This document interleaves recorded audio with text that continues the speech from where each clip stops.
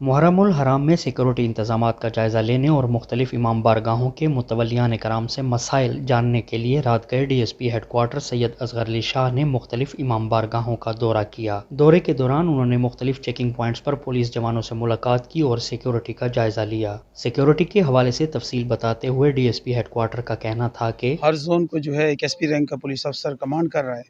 اس کے انڈر جو ہے ڈی ایس پی رینک کا افسر جو ہے وہ سیکٹر کمانڈر ہے۔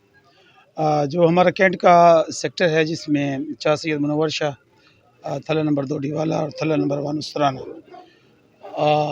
یہ کینٹ کا سیکٹر ہے اور اس کے اندر جو ہمارا مین پروسیشن ہے جو چار سید منور شاہ سے سٹارٹ ہوگا، T2 سے ہوتا ہوا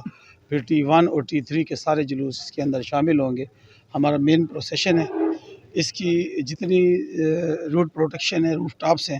اس کا کام جو ہے ہم نے اب شام سے شروع کر دیا ہے اور اس کی سویپنگ کرا کر یہ جو ہے نا اپنے ڈپلائمنٹ بھی کر دی ہے اور جس کے جتنے بھی اس کے پوائنٹس ہیں ان کو ہم نے پلگ کیا ہے۔ امام بارگاہ بستی ڈیوالا کے متولی نے سیکورٹی کے انتظامات پر اطمینان کا اظہار کیا۔ سیکورٹی کے جتنے بھی انتظام ہیں یہ بالکل